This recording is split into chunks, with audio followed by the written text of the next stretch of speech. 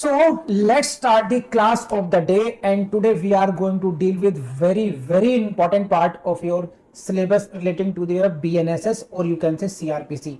CRPC और BNSS का एक बहुत ही important topic है which I am going to deal with, and this is section 311 of the CRPC, 311 CRPC, and now it is 348 BNSS. This topic is very important for your prelims. This topic is very important for your mains as well, very important for your interview and very important for your practical point of view in your advocacy.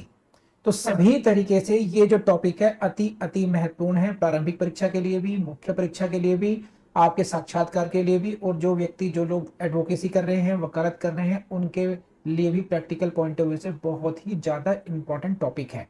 तो ये बातें आप लिख लीजिए क्योंकि ये बहुत जरूरी होता है। कोई भी टॉपिक हम शुरू करते हैं तो हमें पता होना चाहिए कि ये टॉपिक किस लिए इंपॉर्टेंट है। अगर हम लिखा होगा तो अकॉर्डिंगली फ्यूचर में उसके ऊपर उस तरीके से फोकस कर पाएंगे। बहुत सारे स्टूडेंट्स हैं जो मुझे बाद में मैसेज करते हैं, सर कैसे तैयारी शुरू करें, कहाँ से शुरू करें। अरे सब बताया होता है मैंने क्लासेस में। तो आप कम से कम जब मैं कहता हूँ तो अपने बेरेट में या नोटबुक में कहीं ना कहीं ऐसा जरूर नोट कर लिया करें। तो इस टॉपिक को मैं आप लोगों को कहाँ से प्रीलिम्स से क्वेश्चन आएंगे वो भी बताऊंगा, कहाँ कैसे क्वेश्चंस मेंस के आ सकते हैं वो भी बताऊंगा, और जो इस टॉपिक में हम लोग कुछ केस लॉस को भी मेंशन करेंगे वो जो तुम्हें आने चाहिए। मेरी स्ट्रेटेजी यही होती है कि 95% जो जुडिशरी का एग्जाम है that can be qualified on the basis of good understanding of the बेरेट। बेरेट की अंडरस्टैंडिंग अच्छी हो जाए, उसको हम एक्सप्लेन कर पाए एक वर्ड को, हमारा काम हो सकता है वहां से। लेकिन कुछ टॉपिक्स ऐसे हैं जो आपके लिए इंपॉर्टेंट है फॉर योर मेंस, और खास वहां पर कुछ केस लॉस को मेंशन करना जरूरी हो जाता है। और उन टॉपिक्स में से एक टॉपिक है आपका 311 सीआरपीसी और 348 BNSS. I hope it is enough introduction. आप लोग समझ गए होंगे हम लोग क्या करने वाले हैं। यस और no, keep responding, keep commenting please. So first question in your prelims will come from the heading itself. Please देख लीजिए हेडिंग इसकी क्या आएगी, देख लीजिए, फिर मैं आपको समझाता हूँ टॉपिक के बारे में। Power to summon material witnesses और एग्जामिन पर्सन प्रेजेंट कहां पर दिया गया है, सेक्शन 348 बीएनएसएस और 311 सीआरपीसी में। ये पहला क्वेश्चन आपका प्रीलिम्स में हेडिंग से ही पूछेंगे आपको ये। अब मैं आपको इसकी ना एक अंडरस्टैंडिंग के लेवल पर समझाता हूं कि एग्जैक्टली ये टॉपिक है क्या, why I am saying that this topic is very important. देखिए, ट्रायल के प्रोविजंस आप लोगों ने पढ़ लिए हैं। अब ड्यूरिंग ट्रायल कोर्ट की ड्यूटी क्या है। There are two parts. एक पार्ट होता है prosecution, other part is of the defense, and then there is what the magistrate you can say or the court you can say जो सब कुछ देख रही है and जिसकी ड्यूटी है to do the justice। अंत में जो ड्यूटी है न्याय करने की वो किसकी है, वो ड्यूटी बनती है न्यायालय की। तो न्यायालय की जो कोर्ट की what is the duty as the court magistrate जज की ड्यूटी क्या है। क्या वो एक मेयर स्पेक्टेटर है, क्या वो केवल एक बैठा है कि हाँ दो लोग बैडमिंटन की तरह खेल रहे हैं, वो उधर से चिड़ी मारेगा उधर से मारेगा, इस तरीके से गेम चलता रहेगा और मुझे केवल रिकॉर्ड करना है। If I am the magistrate, if I am the court, मेरी ड्यूटी क्या है वहां पर। And if there is something missing, कुछ क्लैरिटी चाहिए मुझे, कहीं कुछ लगता है कि नो सम विटनेसेस, कोई विटनेस है जिसका एग्जामिनेशन होना चाहिए था, तो whether I am dependent as a court upon the prosecution और द डिफेंस, उसका आंसर मिलता है हमें यहां पर कि अगर दो पक्ष कोर्ट में लड़ रहे हैं आपस में, prosecution is trying to prove the guilt of the accused and the defence is trying to dent the prosecution story. Prosecution क्या कोशिश करेगा कि भाई अक्यूज की गिल्ट प्रूव की जाए, डिफेंस क्या प्रूव करने की कोशिश करता है कि जो प्रोसिक्यूशन की स्टोरी है उसको डाउटफुल एटलीस्ट डाउट क्रिएट कर दे जाए सो दैट अक्यूज का एक्विटल हो जाए। तो उन दोनों का इंटरप्ले है। कोर्ट को क्या करना है इसमें, क्या कोर्ट केवल मूक दर्शक बन के देखती रहे, क्या कोर्ट ये देखते रहे कि जो प्रोसिक्यूशन ने विटनेसेस को बुलाया है उसमें हमने उन्हीं को नोट कर लें, जो डिफेंस कह रहा है उसको नोट कर लें, मेरा कोई रोल उसमें होगा या नहीं होगा, और होगा तो वो किस लिमिटेशन तक होना चाहिए। क्या मेरा कोर्ट ऐसी कोशिश करनी चाहिए कि नहीं प्रोसिक्यूशन को सपोर्ट करना है, क्या कोर्ट को डिफेंस को सपोर्ट करना है, कोर्ट की ड्यूटी क्या होती है। इसमें एक बहुत इंपॉर्टेंट केस लॉ है, उसका नाम है जाहिरा शेख। केस का नाम लिख लीजिए आप लोग, ये रहा केस का नाम आपस में, Zahira Habibullah H Sheikh versus state of Gujarat. इसको बेस्ट बेकरी केस भी कहा जाता है। यहाँ पे प्रीलिम्स भी लिख लीजिएगा, कोर्ट मैंने आपको नोट्स दे दिए गए आपको, you have been given notes. Okay, Zahira Sheikh. इस केस में बात कही गई थी कि पहले तो क्वेश्चन कहां से आएगा, जाहिरा केस कि which case is known as the best bakery case, that is what the Zahira Sheikh case हो गया। एक तो ये हो गया। इसमें क्या कही गई बात, तो ये भी क्वेश्चन आता है कि इन which case it was held, किस केस में ऐसा कहा गया था, ये प्रीलिम से क्वेश्चन पूछा जा सकता है। And we will have to, we can use this case law in your mains answers as well. क्या है, क्या लाइन लिखी, पढ़ लीजिए इसको एक बार। Fair trial warrants that a presiding judge must not be a spectator and mere recording machine. Fair trial, fair trial जो है, फेयर ट्रायल में जो प्रिजाइडिंग जज है, he should not be A मियर Spectator, वो केवल एक मूक दर्शक नहीं होना चाहिए। जो जज है दैट शुड नॉट बी, जो प्रिजाइडिंग जज है, जो पीठासीन अधिकारी है, वो मजिस्ट्रेट हो सकता है ना, वो सेशन कोर्ट हो सकती है, he should not be A मियर Spectator, वो एक मूक दर्शक नहीं होना चाहिए। ऐसा नहीं होना चाहिए कि जो प्रोसिक्यूशन को देखता रहे, बस हम बैठे हैं यहाँ पर, प्रोसिक्यूशन ने कुछ कहा, अच्छा ओके, डिफेंस ने कहा ओके ठीक है, मैं तो वहां पर केवल मैच देखने आया हूं। नो, ऐसे नहीं होना चाहिए। It should not be A mere recording machine. Recording machine का मतलब है केवल ऐसा नहीं होना चाहिए, जो प्रोसिक्यूशन ने अपना वर्जन लिखवाया आपने लिख दिया, जो डिफेंस ने लिखवाया वो आपने लिख दिया, और आप केवल मैकेनिकल रोल निभा रहे हैं। This should not be like this. You should play active role. He should play an active role in evidence collecting process.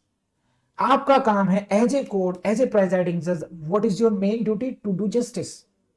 And if you feel that you need to ask some questions, you have power for that. You need to examine some person. आपको लगता है कि किसी witness को examine करना चाहिए आपको, तो आपके पास वो पावर दी गई है।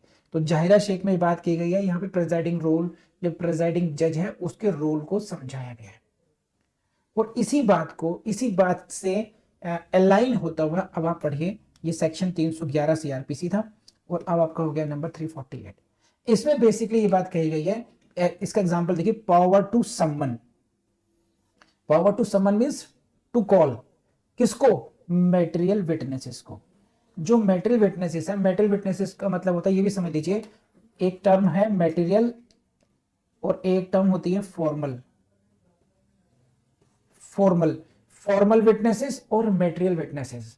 फॉर्मल विटनेसेस वो विटनेसेस होते हैं जिन्होंने एक रूटीन वर्क किया होता है, जैसे किसी ने एफआईआर की केवल रिकॉर्डिंग की है, उनका जो रोल है that does not go to the root of the matter, वो मेरिट ऑफ द केस से उनकी रेलिवेंसी नहीं होती है, वो एक फॉर्मल प्रोसीजर उन्होंने अडॉप्ट किया होता है, उस तहत उनका, जैसे किसी ने रजिस्टर प्रोड्यूस करना था वो कर दिया, किसी ने एफआईआर लिखी थी उसका आ गया, जिसका रोल फॉर्मल का है, जिसका इंग्रेडिएंट ऑफ द ऑफेंस का प्रूफ और डिसप्रूफ से कोई मतलब नहीं है। एक होता है मेटेरियल विटनेसेस। मेटेरियल विटनेस होते हैं जो मेन विटनेसेस होते हैं, जिनकी टेस्टिमनी पर fate of the case dependent होता है, उनकी टेस्टिमनी बहुत इंपॉर्टेंट होती है केस को दिस वे और दैट वे ले जाने के लिए। तो this section is related to the power to summon the material witnesses. Material witnesses को बुलाने की शक्ति दी गई है आपको इसमें।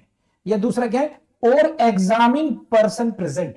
और एग्जामिन पर्सन प्रेजेंट का मतलब है कि अगर कोई व्यक्ति जिसको विटनेस के रूप में कॉल नहीं किया गया है लेकिन वो कोर्ट में उपस्थित है, तो क्या प्रेजाइडिंग जज उसको एग्जामिन कर सकता है, वो पावर कहां दी गई है, that power has been given under section 348 BNSS, और you can say section 311 CrPC में वो पावर आपको दी गई है आपको। ये इसमें एक टर्म और आती है, इसको बोलते हैं कोर्ट विटनेस। कोर्ट विटनेस भी लिख लीजिए। This section deals with the provision of the court witness. यहां पर जो कोर्ट है, कोर्ट एक विटनेस को कॉल कर रही है। विटनेसेस कौन कौन कॉल करते हैं, prosecution calls on witnesses, prosecution अपने साक्ष्यों को बुलाती है। उसी तरीके से defence also calls their witnesses, जो डिफेंस है वो अपने गवाहों को बुलाता है। In this case, in this section you will see court is summoning someone as the material witness to depose and for being examined here in the court। तो ये वो सेक्शन है जहां पर हम पढ़ेंगे। अब हम लोग पढ़ेंगे डायरेक्ट लैंग्वेज, वहां पर जो टेक्निकल पॉइंट्स हैं I will explain every point, और जहां जहां से प्रीलिम्स से क्वेश्चन बनते हैं मैं वो भी समझा दूंगा आपको। और टोटलिटी ऑफ द अंडरस्टैंडिंग जब हो जाएगी, that will be a complete class for your mains as well. यहां तक किसी को कुछ समझ में नहीं आया हो, please let me know, give your comments, then I move to the next part. जल्दी बताइए। So let's start the reading of the barrack now. Any court में, please see the word, very एक एक वर्ड बहुत important है इसका। Any court, the name is what, the any court, and the अगर next है इंपॉर्टेंट में। Any court में, एंड एक वर्ड है यहां पर एट एनी स्टेज, एक एक वर्ड जहां जहां थ्री इनिशियल वर्ड्स है, इन्हीं को बहुत ध्यान देखिए। This section is applicable on any court. Any court का मतलब क्या होता है?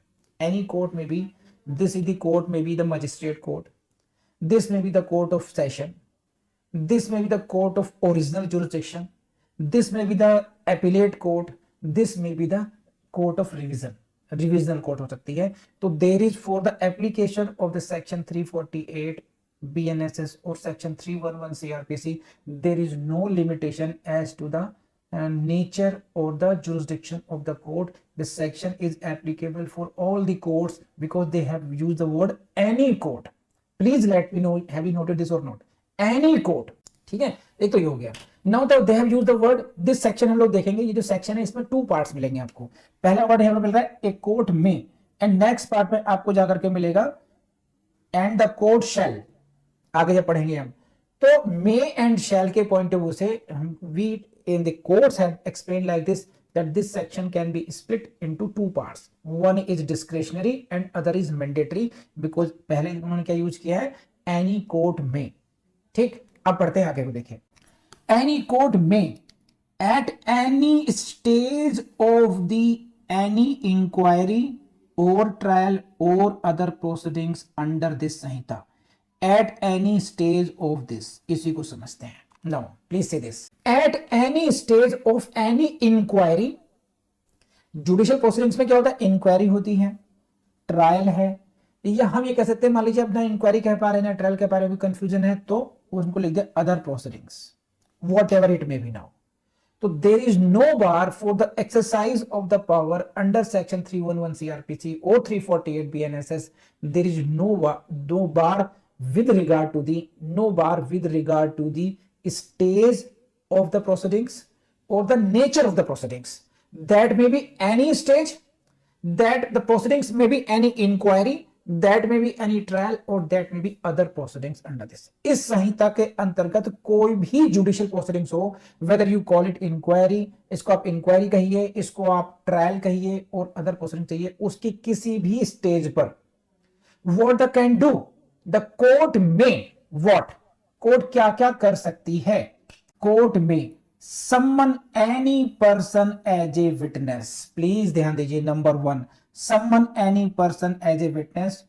Number two, examine any person in attendance though not summoned as a witness, ये नंबर टू एक्शन हो गया। एंड थर्ड है और recall and re examine any person already examined. तो there are three actions and you have see there word और and और, तो one और टू और three you can read like this. तो अब देखते हैं क्या है। तो any court at any stage of the inquiry, trial or other proceedings may do what? May take any action, whether action number 1 or 2 or 3, इन तीनों actions में से कोई भी एक्शन कोर्ट ले सकती है। may summon any person as a witness, court किसी भी व्यक्ति को गवाह के रूप में सम्मन कर सकती है। नाउ प्लीज नोट डाउन, यहां पर आप कहीं पर भी नहीं देखेंगे on the application of the prosecution or on the application of the accused or defense, ऐसी necessity यहाँ पर नहीं है। कोर्ट में summon any person as a witness independently of any application or request from the prosecution or the defense। यहां पर जो न्यायालय इस शक्ति का प्रयोग कर रहा है उसको ना तो प्रोसिक्यूशन की किसी रिक्वेस्ट की आवश्यकता है, कोई एप्लीकेशन की आवश्यकता नहीं है प्रोसिक्यूशन की तरफ से, ना ही डिफेंस की तरफ से है। Court what can do, any court में summon any person as a witness, किसी व्यक्ति को गवाह के रूप में बुला सकती है। अब who is calling this witness? Tell me in the comment box, कौन कॉल कर रहा है? Court is calling. सपोज कीजिए Parul is being called as a witness by the court, तो कोर्ट पारुल को किसने बुलाया है? जो पारुल की जो प्रस्तुति होगी, अपीयरेंस होगी कोर्ट में, कैसे होगी? Whether she is the prosecution witness? No, क्योंकि प्रोसिक्यूशन तो बुलाया नहीं है। Whether she will be treated as a defense witness? No, because defense ने भी नहीं बुलाया है। तो किसने बुलाया है? Who called? Court called. Therefore इसे कहते हैं court witness। इसीलिए प्रीलिम्स में क्वेश्चन भी पूछा जाता है कि which section deals with the provision relating to the court witness and this is what the section 311 CrPC और 358 बीएनएसएस एग्जैक्टली सेम वर्डिंग है, कहीं कोई चेंज नहीं है, ध्यान रखना आप लोग। समझ में आई बात आपको? तो फर्स्ट एक्शन क्या हो गया, someone any person as a witness, किसी व्यक्ति को एज ए विटनेस कॉल कर सकते हैं। नंबर 2 क्या है, इसको ढंग से पढ़ना, दोबारा पढ़ते हैं इसको। Let's focus only on the action number 2, option number 2, examine any person in attendance though note समवन्ड as a witness. किसी भी व्यक्ति को, एनी पर्सन इन अटेंडेंस का मतलब है कि कोई भी व्यक्ति जो कोर्ट में उपस्थित है। सपोज कीजिए एक मर्डर केस की ट्रायल चल रहा है, कोर्ट को ऐसा लगता है कि इस केस में एक व्यक्ति एक्स है जिसका एग्जामिनेशन होना चाहिए था एज ए विटनेस, लेकिन वो हुआ नहीं है, he should be called as a witness. Suppose कीजिए वो कोई फॉरेंसिक एक्सपर्ट है और वो किसी वजह से वो नहीं, अभी तक उसको ध्यान ही नहीं गया किसी तरफ, लेकिन court is of the opinion कि हाँ उसको होना चाहिए, तो समवन एनी पर्सन उसको विटनेस, उसको कॉल कर लेगी।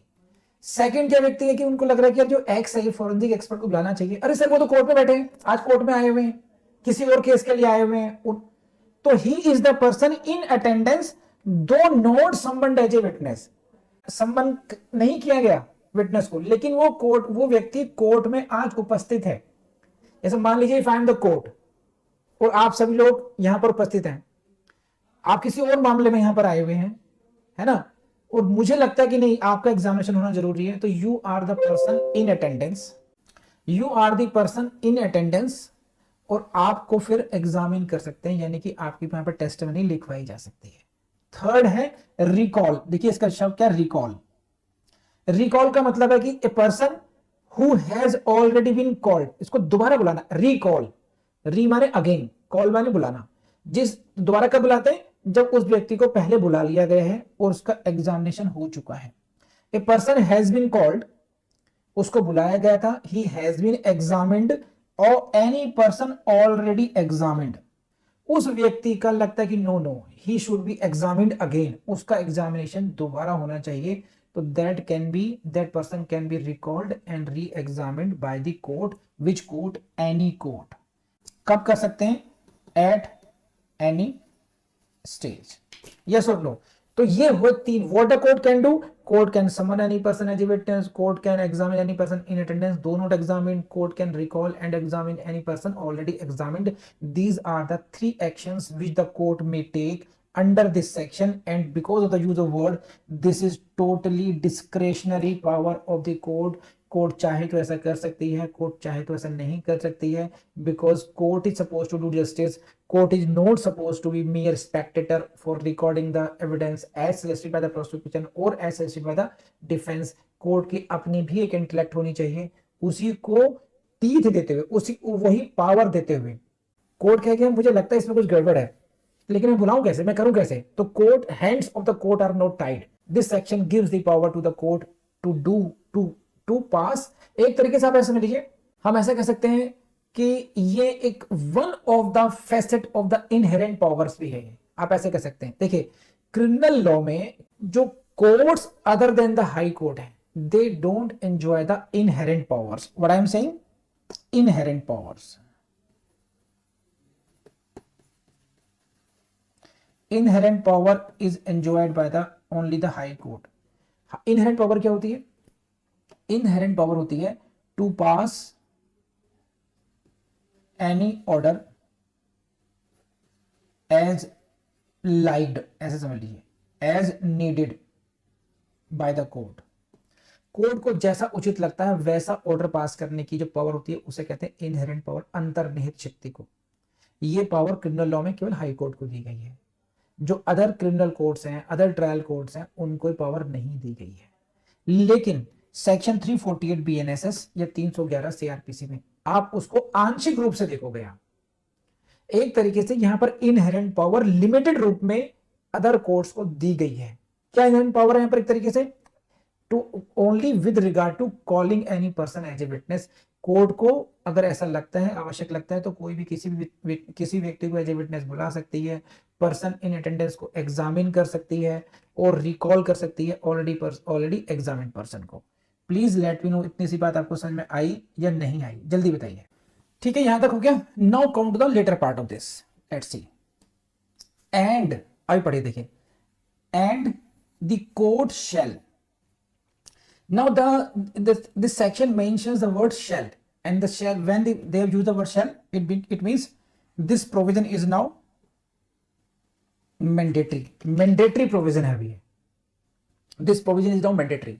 The court shall summon and examine or recall and re-examine any such person if his evidence appears to be essential to the just decision of the case. Please highlight कर लीजिए word just decision of the case. Just decision of the case, इसको हिंदी में बोलते हैं just decision को, न्यायालय को मामले के न्याय संगत विनिश्चय के लिए। ये ध्यान रखना, to the just decision of the case. आप पर अगर ये फ्रेज आपको अगर एग्जाम में मिल गया कि ट्रांसलेट करना है, किसी पैराग्राफ को उसमें यूज किया, तो आपको समझ में नहीं आएगा क्या करेंगे। कई बार आप लोग पूछते रहते हैं, स्टूडेंट पूछते रहते हैं ट्रांसलेशन क्या करें। भाई मैं 1000 बार अपनी क्लास में बोल चुका, आपको हमेशा डेगलॉट पढ़ना चाहिए, द्विभाषीय पीरियड पढ़ने चाहिए, ताकि उससे आपको हिंदी में पढ़ पाए एक बार को। Just decision of the case का मतलब होता है न्याय संगत विनिश्चय के लिए। तो यहां पर देखिए, if his evidence appears to be essential to the just decision of the case, किसी भी व्यक्ति की टेस्टिमनी, उसको समनिंग करना और उसको एग्जामिन करना क्यों जरूरी है? To the just decision of the case, उस मामले के न्याय संगत निपटारे के लिए, उस मामले में न्याय संगत निर्णय के लिए यदि उसको बुलाना आवश्यक है। The court shall, court is bound to summon and examine और recall and re-examine such person. उस व्यक्ति को कोर्ट को बुलाना ही चाहिए, कोर्ट ऐसा करेगा।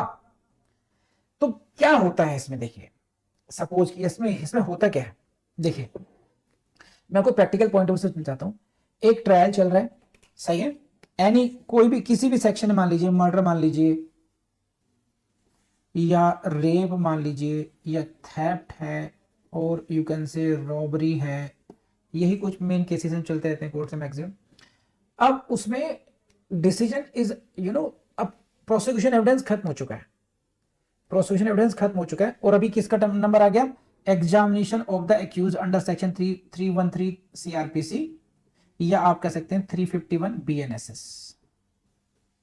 ये स्टेज आ गई है, या इससे भी आगे आ चुके हैं, मान लीजिए जजमेंट की स्टेज आ गई है, आर्ग्यूमेंट्स होने हैं, आर्ग्यूमेंट की स्टेज आ गई, final arguments. Now case is posted for the final arguments. अब पीपी साहब भी अपनी फाइल को पढ़ रहे हैं। अच्छा, मान लीजिए कई बार ऐसा होता है कि भी पहले मेरी ड्यूटी थी या किसी और पीपी की ड्यूटी थी, अब मेरी ड्यूटी आ गई, अब आर्ग्यूमेंट की डेट पर मेरी ड्यूटी है, अब मैं पढ़ रहा हूं। इसमें तो विटनेस XY को बुलाया नहीं गया, और ये तो बहुत इंपॉर्टेंट विटनेस था, ये तो मैटरी विटनेस है, ये तो आई विटनेस है, इसमें देखिए पूरी घटना घटते हुए, ये कैसे ओवरलुक हो गया? तो I will move an application under section 311, 311 में मैं एप्लीकेशन मूव करूंगा CRPC में, और अब 348 BNSS में। अब देखिए बार बार 311, 348 कहीं पर ऐसा रह जाए तो आप लोग खुद भी ध्यान रखना, क्योंकि अदरवाइज एवरीथिंग इज सेम। तो 311 CRPC, 348 BNSS में मैं एप्लीकेशन मूव करूंगा, और मेरी प्रेयर में ये खास बात होगी क्या? Summoning and examining this witness is, ये लाइन लिखूंगा मैं, essential to the just decision of the case. इस गवाह को, इस साक्षी को बुलाना और उसको एग्जामिन करना इस केस के जो न्यायपूर्ण विनिश्चय है उसको करने के लिए आवश्यक है। No I will have to convince the court कि देखिए this is important, you can not dispose this case. कहेंगे आपने पहले क्यों नहीं बुलाया, व्हाई वर यू नेग्लिजेंट? ठीक है मैं नेग्लिजेंट था, लेकिन अब कोर्ट के अपने पे कार्रवाई कि प्रोसिक्यूशन की नेग्लिजेंस की वजह से क्या आप just decision of the case पर आना छोड़ देंगे? बिकॉज आप भी ड्यूटी बाउंड हैं। The court shell someone and examine such witness if it is necessary for the just decision of the case. तो मैं तो एज ए प्रोसिक्यूटर नेग्लिजेंट था, प्रोसिक्यूशन एजेंसी वाज नेग्लिजेंट, ये हो सकता है।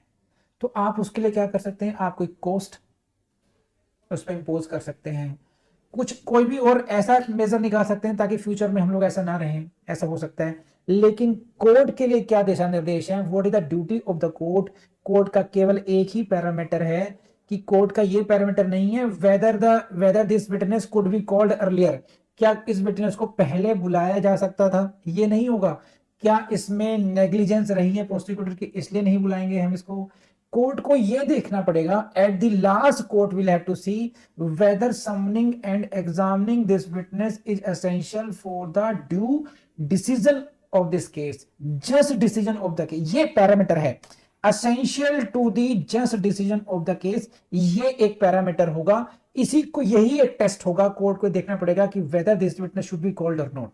अगर इस विटनेस को कॉल किया तो वेदर इट इज असेंशियल, क्या इसको अवॉइड भी कर सकते हैं अगर ऐसा है या नहीं है।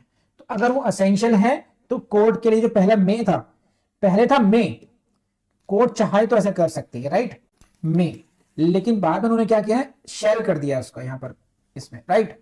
तो इसीलिए क्या है इन्होंने कि अगर असेंशियल है तो court is also bound to take such steps, summon and examine, या फिर रिकॉल एंड री एग्जामिन करने के लिए।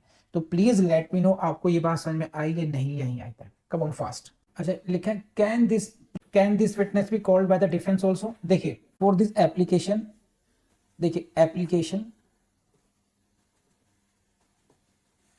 Can be moved by the prosecution. मैंने प्रोसिक्यूशन का आपको एग्जांपल दिया, इसलिए कंफ्यूजन हुआ आपको। Application can be move by the defence and it can be moved, this action can be taken by the court itself as well। तो court का जो काम, मेन काम है, कोर्ट का जो मेन काम है वो क्या है, to do the justice, just decision of the case, उस केस का सही निर्णय होना चाहिए।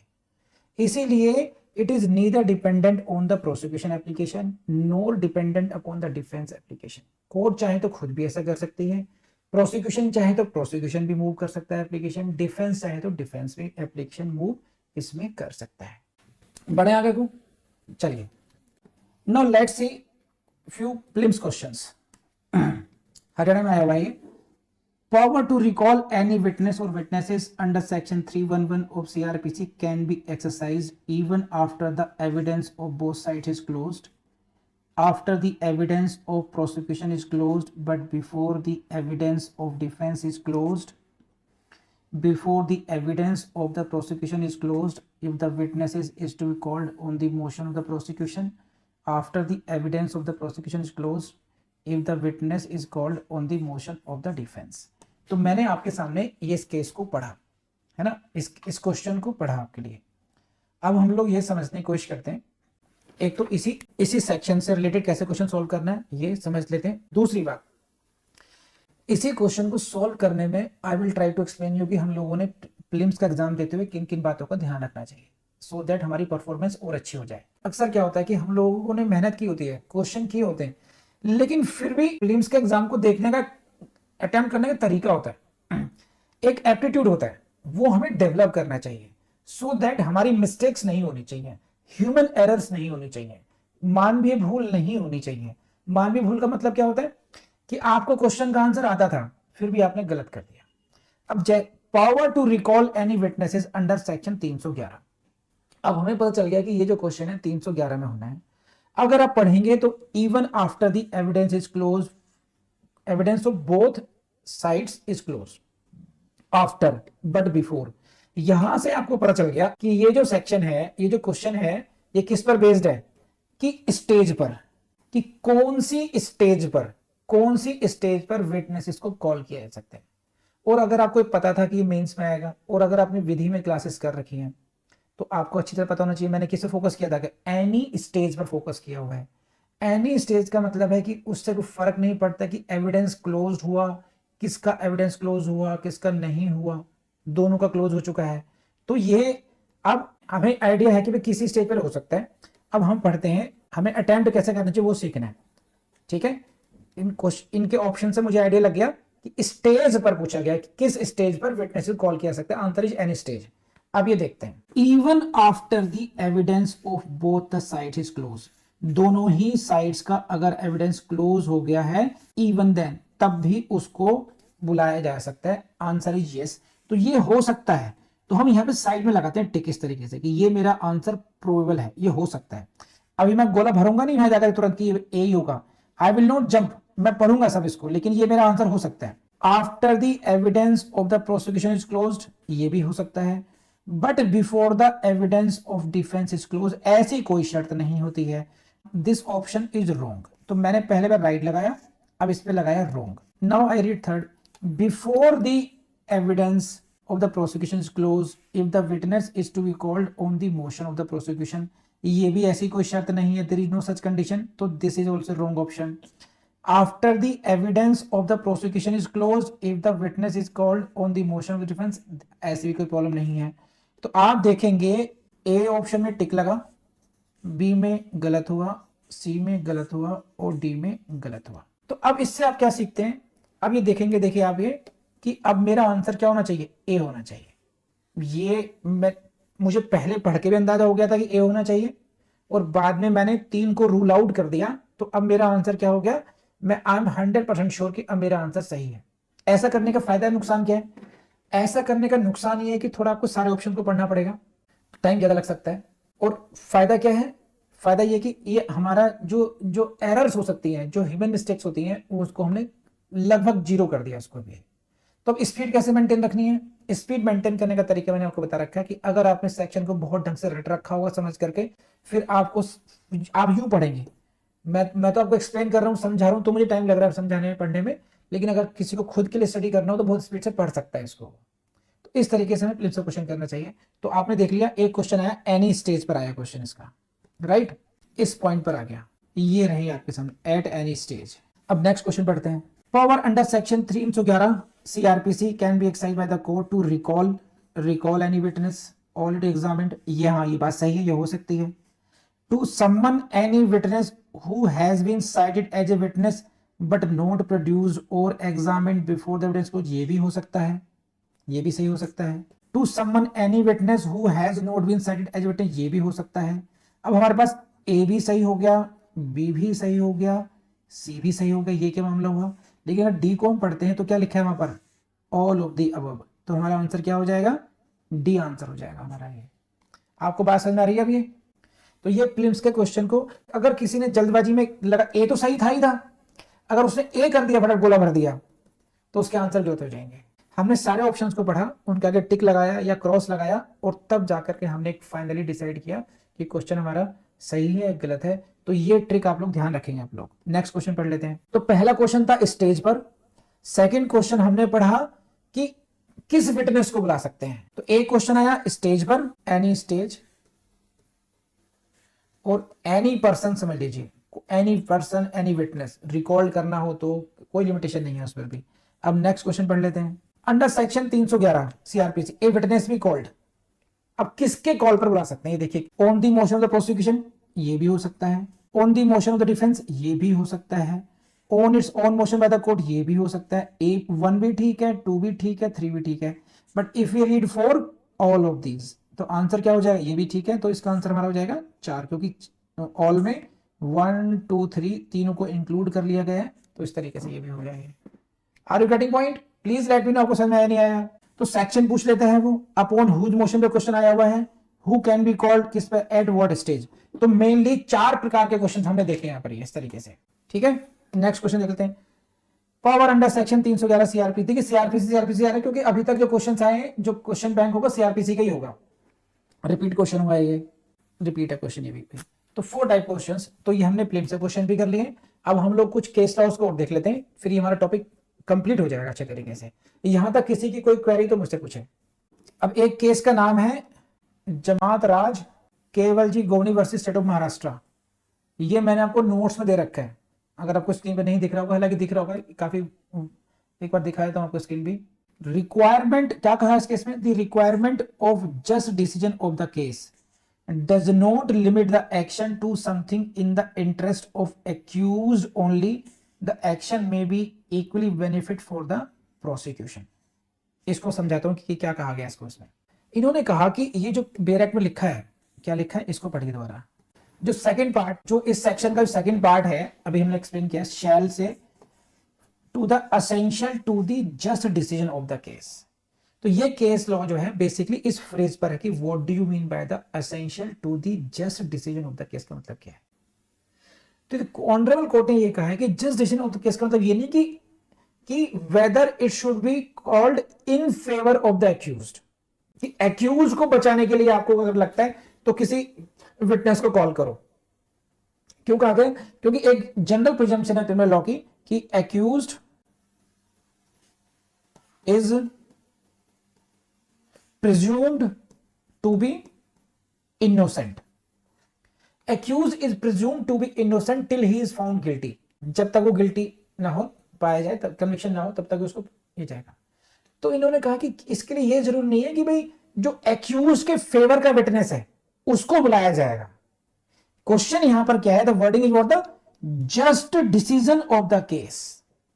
जो वो केस है, जो निर्णय होना है, जो विनिश्चय होना है, वो न्याय संगत होना चाहिए। Whether it is in the favour of the accused और against the accused doesn't matter. इसीलिए the witness may be for the accused और the witness may be for the benefit of the prosecution. ये नहीं देखना है कि किसका फायदा हो, किसका नुकसान होगा।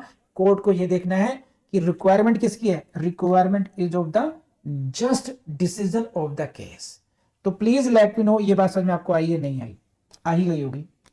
अगेन एक केस है Mukti Kumar versus state of West Bengal. The ground on which the court may act under the second part of the section is one essential to the just decision of the case. जो सेकंड पार्ट है, जो second part पर court कब act करेगी, किस आधार पर करेगी, वो आधार क्या है आपका? Essential to the just decision of the case. वही बात रिपीटेशन हो रही है, मैं पहले ही समझा चुका हूं। अब मान लीजिए आपको इतना लोड लेने की जरूरत नहीं है।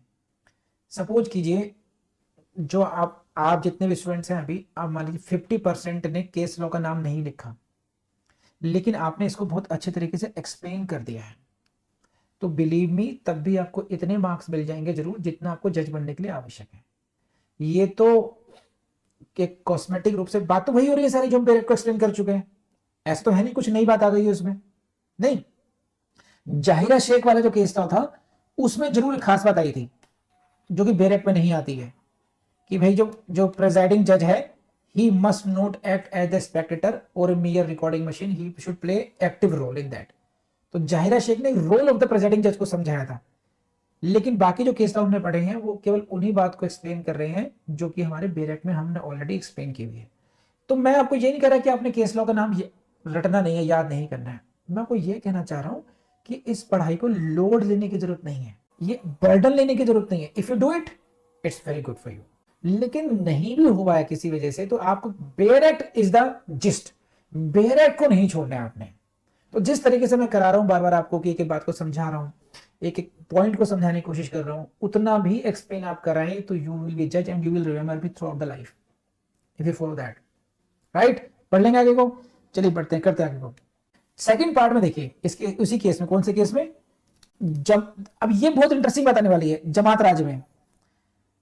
But those under the first part are not limited to that only. The only thing is that the court has to form a bona fide opinion as to the necessity of an order। ये अब मैं आपको इस बात को समझाने की कोशिश करता हूं। देखिए, ये देखिए आगरा, एक पैरामीटर है bona fide opinion as to the necessity of an order under section 311, कि कोर्ट की ये ओपिनियन है, बोनाफाइड ओपिनियन है कि भाई इसको बुलाना चाहिए। एक है कि इसको essential to the just decision of the case. इन दोनों में क्या अंतर है? हो सकता है एक सिचुएशन ऐसी हो, कोर्ट को ऐसा लगता हो फॉर मोर क्लैरिटी, इस केस में एक कुछ मुझे क्लैरिटी चाहिए, इसलिए बुला लेते हैं इसको।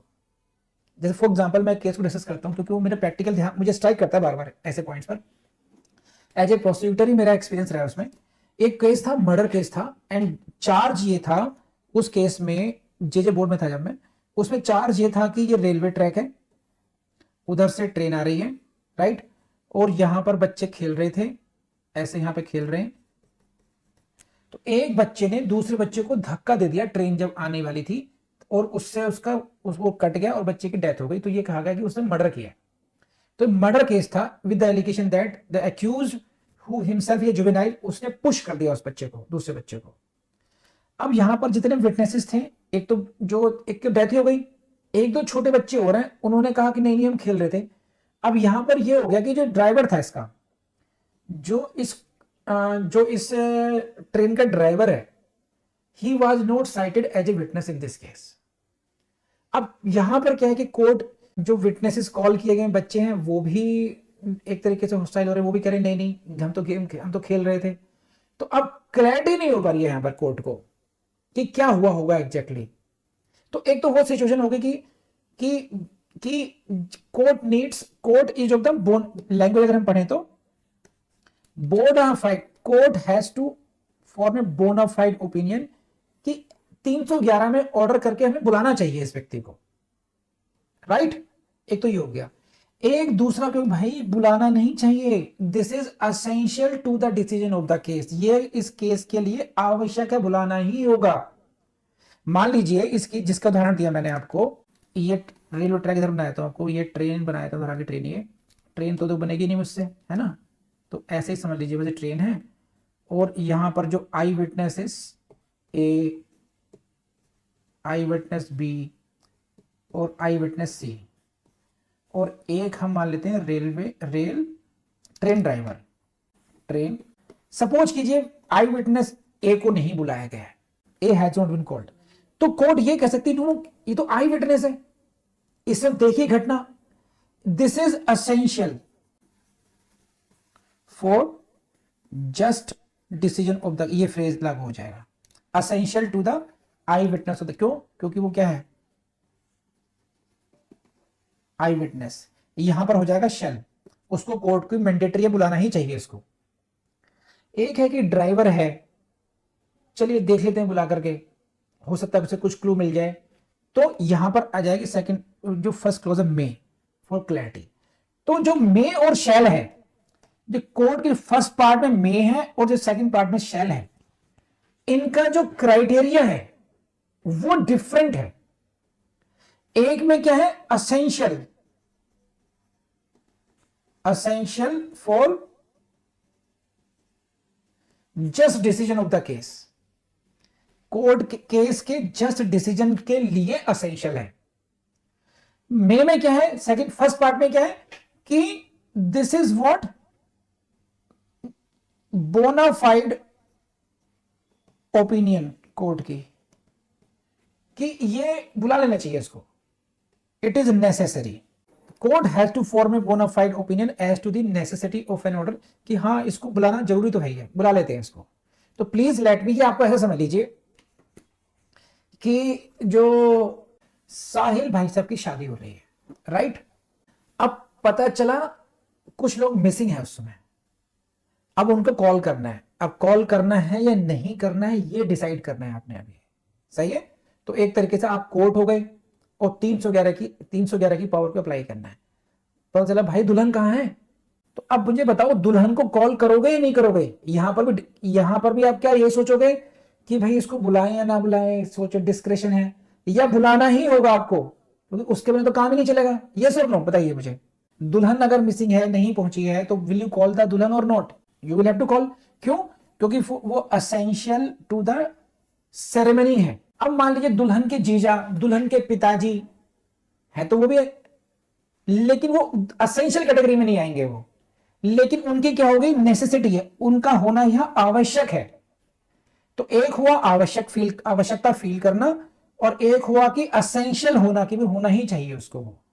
तो जहां पर वो डिग्री ऑफ नेसेसिटी बढ़ जाएगी, मान लीजिए डिग्री ऑफ नेसेसिटी जहां पर हायर लेवल पहुंच गई कि भी उनका इस विटनेस को कॉल करना तो असेंशियल है ही है, वहां के लिए यूज हुआ है शेल। जहां मैटर नेसेसिटी का है, आवश्यकता का है, असेंशियल का नहीं है, वहां पर जो फर्स्ट पार्ट है इसका, वहां पर वर्ड यूज किया गया मे, कि कोर्ट ऐसा कर सकती है, कोर्ट ऐसे व्यक्ति को कॉल कर सकती है।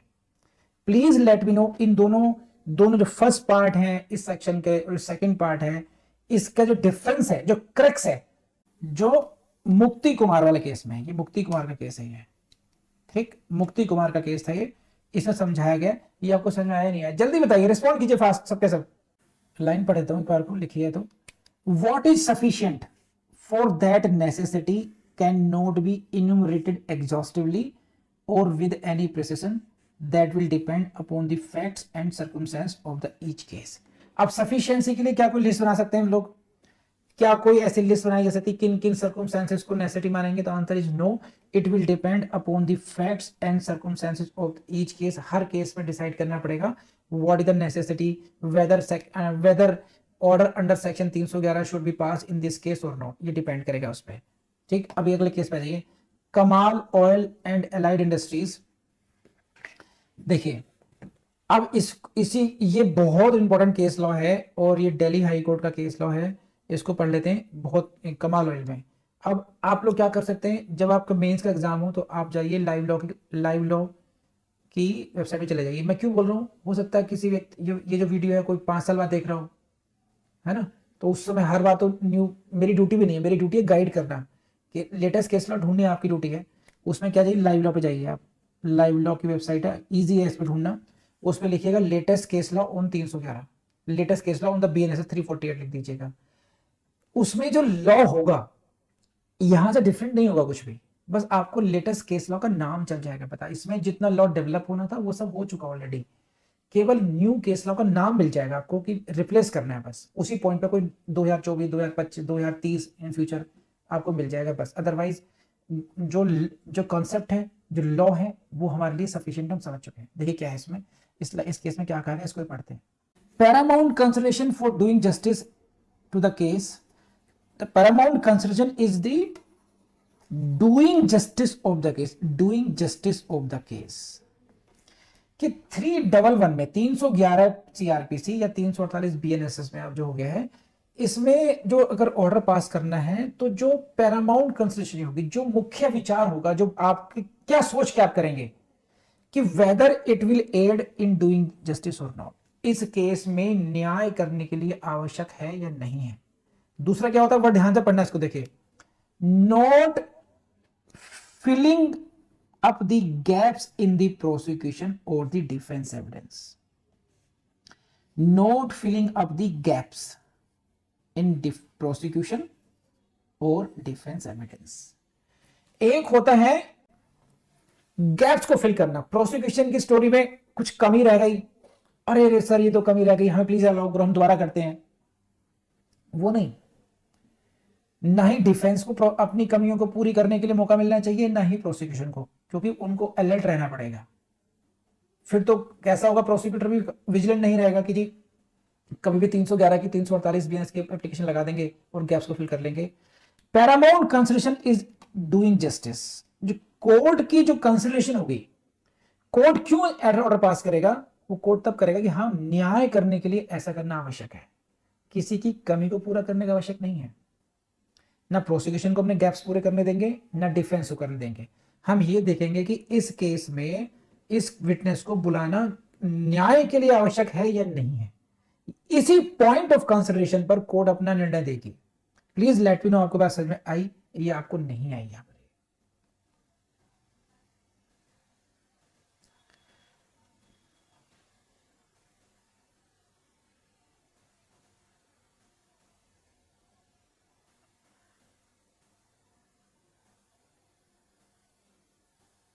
ठीक, अच्छी बात है।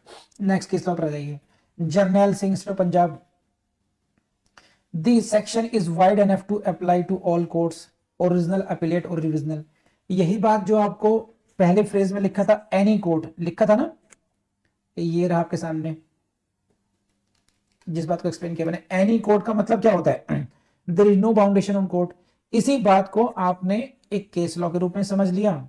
जर्नल सिंह में यही कहा गया, this section is wide enough to apply to all court. सभी कोर्ट्स पर सेक्शन अप्लाई होता है, चाहे वो ओरिजिनल कोर्ट हो, वो अपीलेट कोर्ट हो, या फिर वो रिविजनल कोर्ट हो। पंजाब एंड हाई कोर्ट का केस लॉ है ये। तो केस ये बात हमें बेरेट से भी पहले से ही एक्सप्लिसिट थी, वहां से भी समझ में आ रही थी। इसी बात को आपने एक अटैच कर दिया जर्नल सिंह से। जर्नल सिंह से क्या हो गया, कॉस्मेटिक हो गया बस ये भी, कि ठीक है हाँ भाई अगर हम लिख देंगे, हालांकि आई डाउट कि इतने केस लिख पाएंगे, लेकिन हो सकता है कि ये भी हो सकता है कि ऐसा नहीं हो सकता कि 311 में सारे पॉइंट्स लिखने होंगे आपको, जो कई बार प्रॉब्लम्स पूछते हैं आपसे और किसी खास पॉइंट पे क्वेश्चन पूछ लेते हैं आपसे, वो कि कौन सी स्टेज पर होगा, कंसिडरेशन पर पूछ लेंगे। तो वहां पर हमने केवल रेलिवेंट केस लॉ लिखने होते हैं, ऐसा नहीं सभी कुछ लिखना होता है मेंस में। मैं आपको क्या समझाने की कोशिश कर रहा हूं, मैं आपको समझाने की कोशिश कर रहा हूं। एक भाई साहब साहिल, छोटा सा मुन्ना सा नन्ना मुन्ना बच्चा 4-5 साल का। इनके घर में जब भी मेहमान आते हैं, पापा कहते हैं बेटा पोएम सुनाओ इंग्लिश वाली।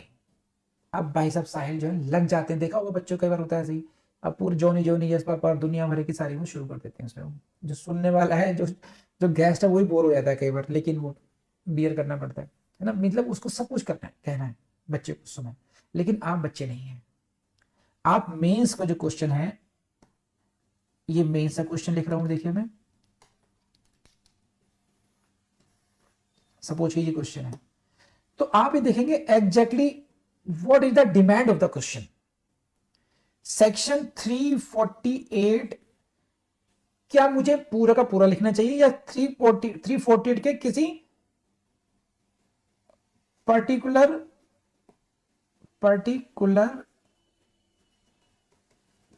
पॉइंट पर क्वेश्चन बेस्ड है। तो my answer should be limited only to that point. अगर क्वेश्चन इन जनरल नहीं है कि discuss the law under section 348, फिर तो सारा क्वेश्चन का आंसर लिखना पड़ेगा, फिर तो सभी कुछ पूछ लिया उसने। लेकिन अगर उसने ये क्वेश्चन पूछ लिया, मैं आपको क्वेश्चन बताता हूं मेंस का, फिर आपको समझ में आएगा कि क्या कहना चाह रहा हूं मैं और भी अच्छे तरीके से। एक प्रॉब्लम बना के दी उन्होंने कि साहब एक मर्डर ट्रायल चल रहा है, number 2 prosecution evidence is closed, defence evidence is closed, and at this stage prosecutor moves an application to call a witness X. Defense objects. Defense says that this witness is being called to fill the lacuna of the prosecution case, while the prosecution says it is essential for the jurisdiction of the case, and आपको कहा गया decide। बात समझ में आ गई आपको? तो ये जो मेंस का क्वेश्चन हुआ कौन से पॉइंट पर हुआ? एट व्हाट स्टेज, ये हुआ। और दूसरा पॉइंट हो गया कि पॉइंट ऑफ कंसिडरेशन क्या होना चाहिए? Just decision. तो आपका जो आंसर है वो इन्हीं 2 पॉइंट पर रिवॉल्व करेगा। आपको एनी कोड को डिसाइड करने की जरूरत नहीं है, रिविजनल है ये वो सब करने की जरूरत नहीं है। आपका जो आंसर है इन दोनों पॉइंट पर ही कन्फाइन होना चाहिए कि एनी स्टेज हो सकती है, और जो पॉइंट ऑफ कंसिडरेशन है वो just decision of the case होता है। तो व्हाट आई वांट टू से कि कई बार सेक्शन में एक किसी सेक्शन में मल्टीपल सब सेक्शंस होते हैं। तो अगर कोई क्वेश्चन का सेक्शन का नंबर मेंशन हो गया, तो इसका मतलब ये नहीं कि हमने पूरी पूरी पोएम उड़ा लेनी है। इसका मतलब ये नहीं कि हमने पूरा पूरा सेक्शन लिख देना है। आपने ये देखना है कि कितना पार्ट मेरा रेलिवेंट है, कितने कौन इस सेक्शन के कौन से पार्ट से क्वेश्चन पिक किया गया है, आपको उसी को यूज करते हुए उसके आंसर को देना होता है आपको। तो प्लीज लेट मी नो आपको बात समझ में आई नहीं आई, कमेंट बॉक्स में बताइए मुझे फटाफट, जल्दी बताइए। अब ये है witness called by the court. ये बहुत इंटरेस्टिंग केस लॉ है, रंगास्वामी वर्सेस मुरुगा। अब इसमें क्या है, देखिए इसमें आपको कुछ चीज समझनी पड़ेगी। क्रॉस एग्जामिनेशन कॉन्सेप्ट पता होना चाहिए आपको। तो पहले मैं आपको समझाता हूं इसको समझने के लिए कि वो डील में था क्रॉस एग्जामिनेशन। हो सकता है जो लोग क्लास कर रहे हैं अभी उनको क्रॉस एग्जामिनेशन का मीनिंग नहीं पता हो, तो मैं आपको पहले क्रॉस एग्जामिनेशन समझाता हूं। क्रॉस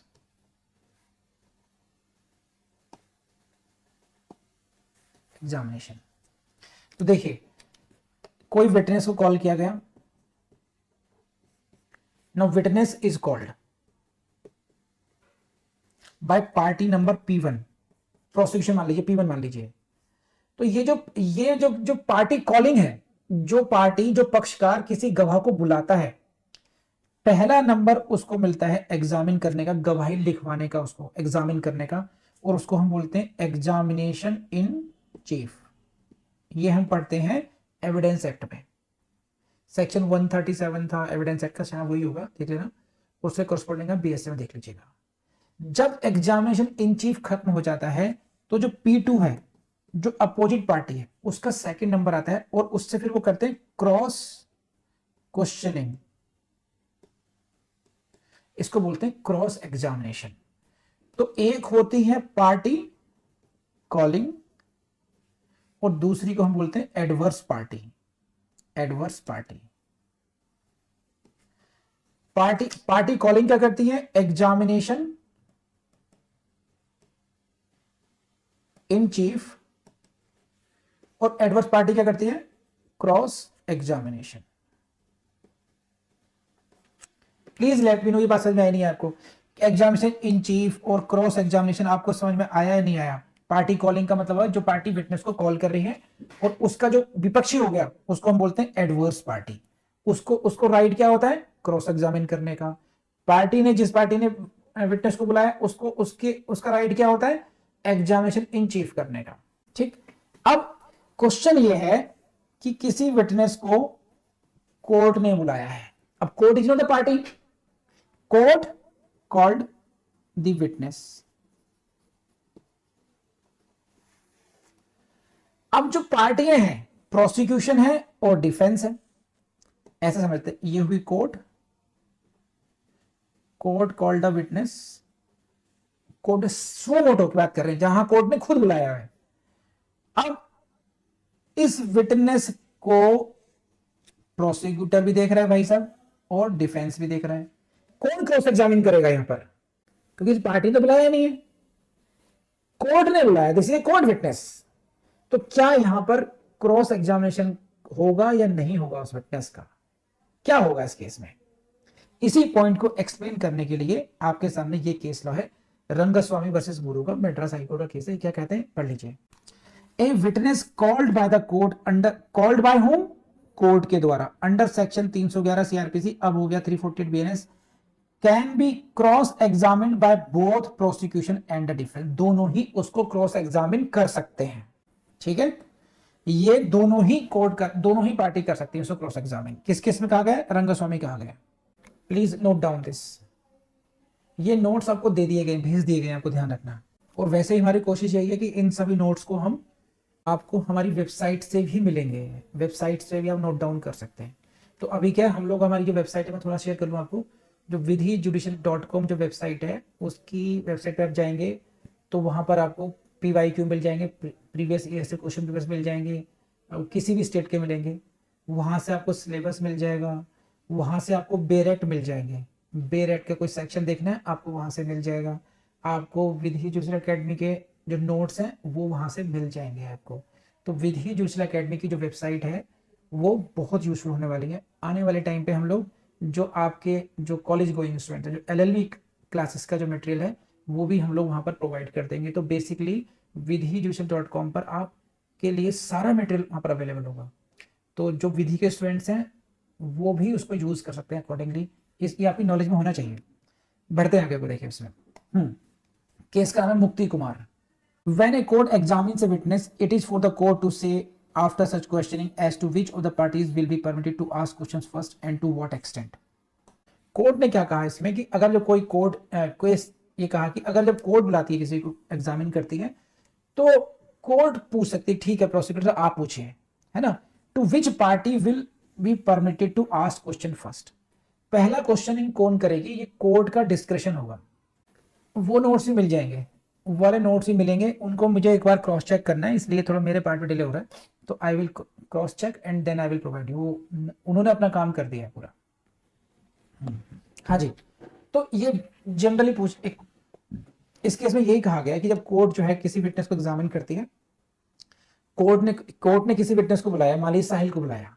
अब पहले कोर्ट ही उसको एग्जामिन कर रही है। हाँ भी बताओ, ये था इसमें ऐसा। अब जब कोर्ट का एग्जामिनेशन पूरा हो गया, देखिए क्यों कह रहा हूं मैं, इसको पढ़िए दोबारा, बेरेट को हेडिंग ही पढ़ लीजिए। पावर टू समन तो है ही है, और examine any person present. Court को अगर लगता है examine any person in attendance, ठीक है, तो कोर्ट यहां पर दो काम करती है, दो कोर्ट यहां पर दो कार्ड कि यहां पर कोर्ट समनिंग भी कर रही है विटनेस को, उसमें एग्जामिन भी कर रही है। तो कोर्ट ने अपनी क्वेश्चनिंग करने के बाद, जब कोर्ट की क्वेश्चनिंग हो गई, तो फिर वो कहेगी कि किस पार्टी को पहले राइट मिलेगा, प्रोसिक्यूटर क्वेश्चनिंग करेगा उससे या डिफेंस करेगा। तो ये कोर्ट में डिफाइन करता है। It is for the court to say after such questioning की which of the parties will be permitted to ask questions first and to what extent. किस सीमा तक आपने करना है इसमें। और क्या कहा गया इस केस में कि when a witness examined by the court is questioned by the court, तो क्या हम इसको क्रॉस एग्जामिनेशन कह सकते हैं? इन्होंने कहा कि स्ट्रिक्टली इसको क्रॉस एग्जामिनेशन नहीं कहा जा सकता। It can not strictly be said that he is cross examined, क्योंकि क्रॉस एग्जामिन कब होता है? क्रॉस एग्जामिन होता है, cross examination of the witness by the adverse party होगा। जो विपक्षी पार्टी होती है वो क्रॉस एग्जामिन करती है। अब क्योंकि इस विटनेस को कोर्ट ने बुलाया है, तो कोर्ट तो विपक्षी पार्टी हुई नहीं, कोर्ट ने विटनेस को बुलाया, तो उसको आप क्वेश्चनिंग कह सकते हैं। बेसिकली स्ट्रिक्टली लीगली उसको क्रॉस एग्जामिनेशन नहीं कह सकते। तो when a court calls a witness, he does not become a witness called by any party. जो कोर्ट का विटनेस है, that is not the witness called by any party. इसलिए उसको जब हम इसको ऐसे समझ लीजिए, दोबारा समझाता हूं कि ये कोर्ट है, उन्होंने कोर्ट ने एक विटनेस को कॉल किया, इसका नाम है डब्ल्यू, कोर्ट विटनेस, CW कहते हैं इसको, कोर्ट विटनेस। तो he is a witness called by the court, not the witness called by any party. He is not the witness called by any party. तो जब किसी पार्टी ने बुलाया नहीं है, तो फिर जो भी क्वेश्चनिंग होगी वो हम ये नहीं कह सकते कि cross examination by the other party. Strictly technically नहीं कह सकते वैसे, राइट? ये कहा गया इस केस में। तो ये सारे नोट्स आपको दे दिए गए हैं, इनको वहां से दोबारा पढ़ लेना। This topic is complete from my side. Now section 311 CRPC या फिर 348 BNSS is complete from my side. Any final query हो तो मुझसे पूछ सकते हैं आप इस टॉपिक से रिलेटेड, प्लीज फास्ट, 1 मिनट।